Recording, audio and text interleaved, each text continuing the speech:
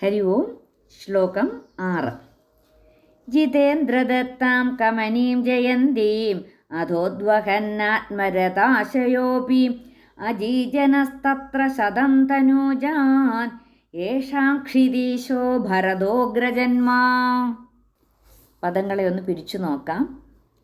ജിത ഇന്ദ്രദത്താം, ജിതേന്ദ്രദത്താം കമനീം ജയന്തീം, ജിതേന്ദ്രദത്താം കമനീം ജയന്തീം അധ ഉദ്വഹൻ ആത്മരതാശയഃ അപി. അവിടെ അധോദ്വഹന്നാത്മ, അതൊന്ന് ശ്രദ്ധിച്ചോണം. അധ ഉദ്വഹൻ, അധ അവസാനിക്കുന്നത് അകാരത്തിൽ, ഉദ്വഹൻ ഉകാരത്തിൽ തുടങ്ങുന്നു. അപ്പോൾ അകാരവും ഉകാരവും കൂടെ അവിടെ ചേർന്നപ്പോഴത്തേനും അധോദ്വഹൻ ആത്മരഥാശയോപി എന്നായി. ആ അകാരവും ഉകാരവും കൂടെ ചേർന്നപ്പോഴത്തേനും അധ പ്ലസ് ഉദ്വഹൻ അധോദ്വഹൻ. പിന്നെ ആത്മരഥാശയ അപി, അപ്പോൾ അതൊരുമിച്ച് വരുമ്പോഴത്തേനും അധോദ്വഹൻ ആത്മരഥാശയോപി അജീജനഃ തത്ര ശതം തനൂജാൻ. അജീജനഃ തത്ര, അജീജനസ്തത്ര ശതം തനൂജാൻ യേഷാം ക്ഷിതീശഃ ഭരതഃ അഗ്രജന്മാ.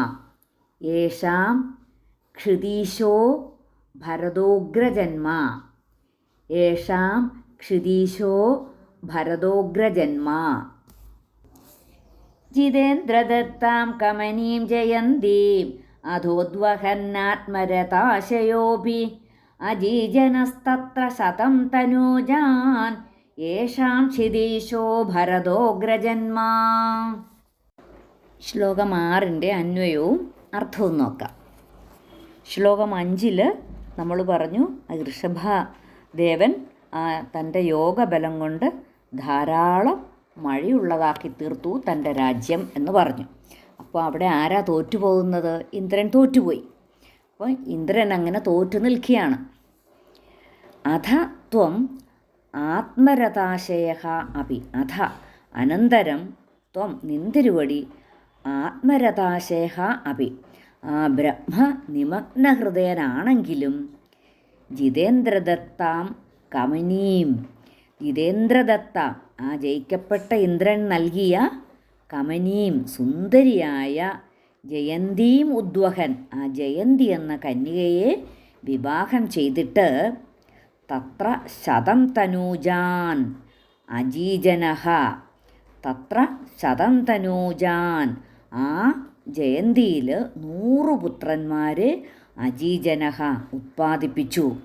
യേഷാം യാതൊരു പുത്രന്മാർ, ആ 100 പുത്രന്മാരിൽ വെച്ച്, അതാണ് യേഷാം ആ പുത്രന്മാരിൽ വെച്ച്, ആ യാതൊരു പുത്രന്മാരിൽ വെച്ച് ക്ഷിതീശഃ ഭരതഃ അഗ്രജന്മ. ക്ഷിതീശഃ എന്ന് പറഞ്ഞാൽ രാജാവായ, എന്നുവെച്ചാൽ രാജ്യം ഭരിച്ചിരുന്നത് ഭരതഃ, ഭരതനാണ് ജ്യേഷ്ഠനായിരുന്നു, എന്നുവെച്ചാൽ ജ്യേഷ്ഠനായ ഭരതനാണ് അഗ്രജന്മ എന്ന് പറഞ്ഞാൽ ഏറ്റവും മൂത്തയാൾ. അപ്പോൾ മൂത്തയാളായിട്ടുള്ള ആ ഭരതനാണ് രാജ്യം ഭരിച്ചിരുന്നത്. അനന്തരം ആ അങ്ങയുടെ ബലവീര പരാക്രമങ്ങളാൽ ആ പരാജയപ്പെട്ട ഇന്ദ്രൻ സ്വന്തം പുത്രിയായ ജയന്തി എന്ന കന്യകയെ അങ്ങയ്ക്ക് ഭാര്യയായി തന്നു. അങ്ങ് സ്വന്തം ആത്മാവിൽ തന്നെ ലീനമായ മനസ്സോടെ വർത്തിച്ചിരുന്നു എങ്കിലും അവളെ സ്വീകരിക്കുകയും 100 പുത്രന്മാരെ ജനിപ്പിക്കുകയും ചെയ്തു. അവരിൽ ജ്യേഷ്ഠനായ ഭരതൻ രാജാവായി ഭവിച്ചു. ജിതേന്ദ്രദത്താം കമനീം ജയന്തീം അധോദ്വഹന്നാത്മരഥാശയോപി അജീജനസ്തത്ര ശതം തനൂജാൻ യേഷാം ക്ഷിതീശോ ഭരതോഗ്രജന്മാ.